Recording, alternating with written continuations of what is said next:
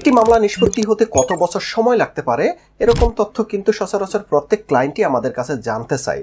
দেখা যাচ্ছে অনেক ক্লায়েন্ট আছে তাদের সমস্যাটি এমন যে সমস্যাটি মামলা ছাড়া সমাধান সম্ভব নয়। দেখা যাচ্ছে যে তার হয়তো বা রেকর্ডে ভুল এসেছে, এখন এই রেকর্ডে ভুল সংশোধন করার জন্য কিন্তু মামলা করা একান্ত আবশ্যক।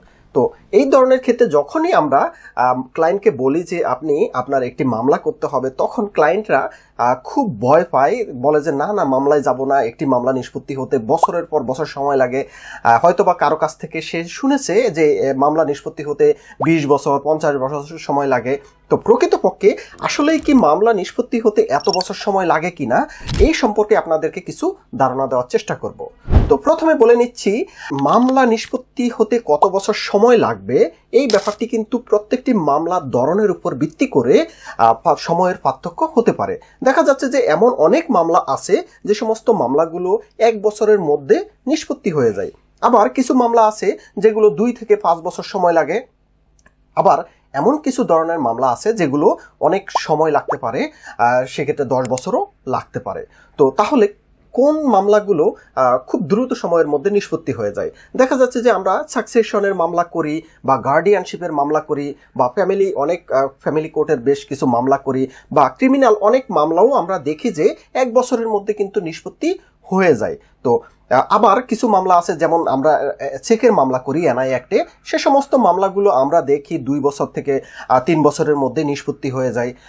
আবার কিছু মামলা আছে, যেমন মনে করুন যে বাটোয়ারার মামলা, অর্থাৎ সম্পত্তি তার উত্তরাধিকারদের মধ্যে বন্টনের মামলা, এই সমস্ত মামলাগুলোর ক্ষেত্রে কিন্তু সময় একটু বেশি লাগে। এই সমস্ত মামলায় কেন সময় বেশি লাগে?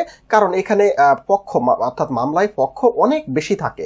একটি সম্পত্তি বন্টন হয় তার ওয়ারিশদের মধ্যে, সেক্ষেত্রে অনেক পক্ষ এখানে ইনভলভ থাকে। তাদের প্রত্যেকের উপর সমন জারি করার একটি ব্যাপার আছে বা তাদের প্রত্যেকেরই মতামত বা জবাব দেওয়ার একটি ব্যাপার আছে। এই সমস্ত কারণে এই সমস্ত মামলা, অর্থাৎ দেওয়ানি প্রকৃতির বিশেষ করে বন্টন মোকদ্দমাটি নিষ্পত্তি হতে অনেক বেশি সময় লাগে। কিন্তু অন্যান্য মামলা আমি যদি বলি যে অলমোস্ট 90% মামলা আছে যেগুলো 5 বছরের মধ্যে কিন্তু অন অ্যাভারেজ নিষ্পত্তি হয়ে যায়। সুতরাং যাদের মামলা সম্পর্কে ভীতি যে একটি মামলা করলেই সেটি 10-20 বছর সময় লাগবে নিষ্পত্তি হতে, তাদের জন্য হচ্ছে এই বক্তব্য যে প্রত্যেক মামলা কিন্তু এত সময় লাগে না। ক্ষেত্র বিশেষে আপনার একটি মামলা 3 মাস থেকে 6 মাসের মধ্যেও কিন্তু নিষ্পত্তি হয়ে যায়। যেমন আমি বললাম গার্ডিয়ানশিপ বা সেলস পারমিশনের মামলা, এই ধরনের মামলাগুলো অনেক সময় আমরা দেখি যে 6 মাসের মধ্যে আমরা জাজমেন্ট পেয়ে যাই।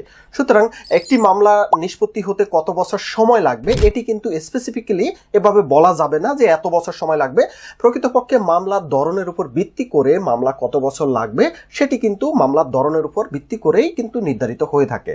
তো এই যে মামলা নিষ্পত্তি হওয়া সংক্রান্ত ব্যাপারে কত বছর সময় লাগতে পারে, আপনাদের মামলার প্রকৃতি অনুসারে যদি আপনারা চান যে জানতে যে একটি মামলা কত বছর সময় লাগতে পারে, সেই মামলার সম্পর্কে আমাদেরকে কমেন্টে প্রশ্নটি করুন, আমরা অবশ্যই উত্তর দেওয়ার চেষ্টা করব।